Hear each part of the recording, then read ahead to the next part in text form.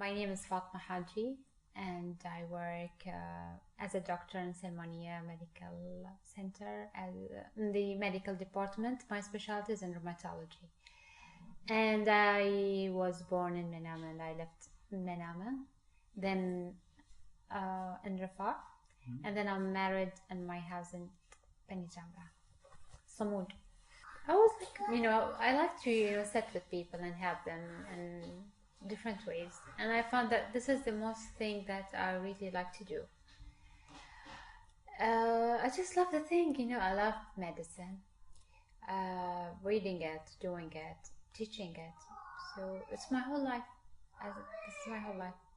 It was a challenge, and I like challenges. Yeah. First of all, there were non-female rheumatologists. Second, there were lots of young people with a very severe autoimmune diseases that they may die very soon, and they were not having the best medical care. And it was like, it got my attention, and I wanted to go and study more and know about it so that I can help more people. You have to understand how the Salmania hospital is working on. We don't have in this country GPs working at Salmania or general medicine specialists. So the ways it works in Salmania, whoever is a medical doctor with different specialties, it's part of our duty to cover accident emergency. So being a rheumatologist or gastroenterologist or infectious specialist, you have at the end of the day covered the accident emergency as general. So in regular days, like before January and February, it's part of my duty. I have to cover accident emergency as general medical doctor. And then when the uprising starts and the event starts, I went there and starts to treat the medical cases, those who got exposed to the gas inhalation, those who had convulsions due to the attack, and so the thing started from there. Plus, I'm the ones who's in charge of assigning the medical doctors to the accident emergency. I was working with the disaster team, the medical responsible person and the medical team in cooperation with the disaster team to make sure that there are always medical doctors covering the emergency. So I was in charge of assigning doctors. Of myself, I was doing it, and was assigned of doing the disaster plan with the disaster team in cooperation with the management. But they all just at the end they said that we were trying to take the control over, take the hospital, and we were trying to control the hospital. But basically the whole plan was by them.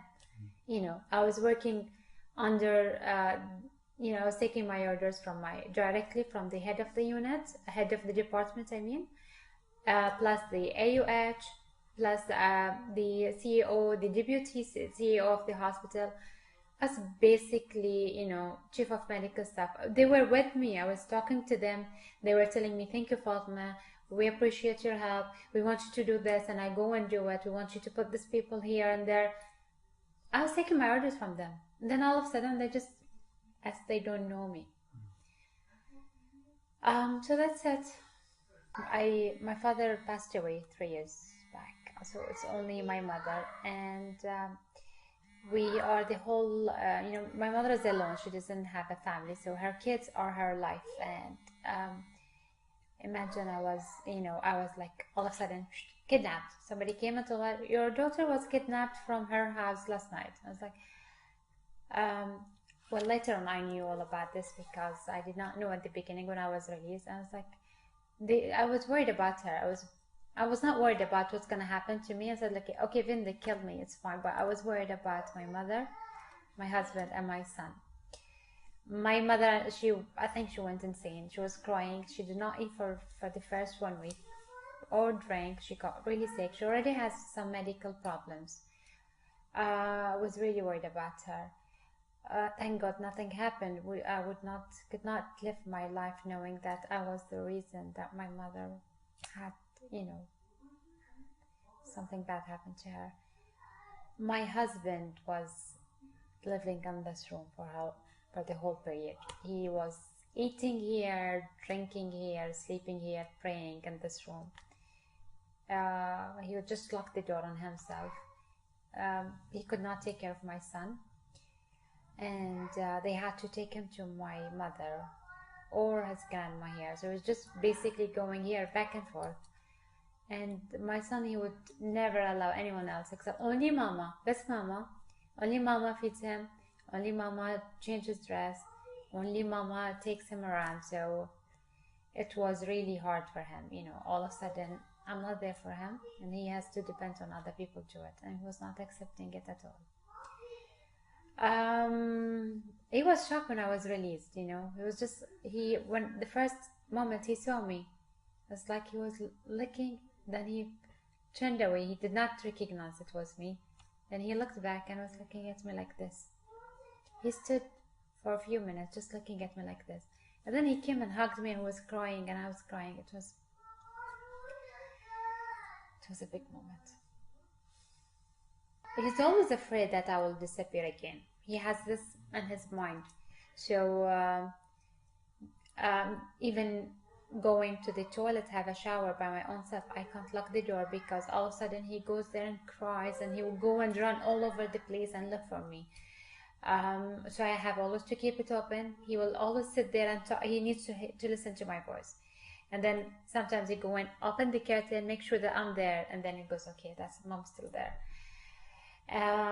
He is always scared, especially when it's night. He hates this place, because here when the guys, the men with the guns, with the mask face, they were standing in this place.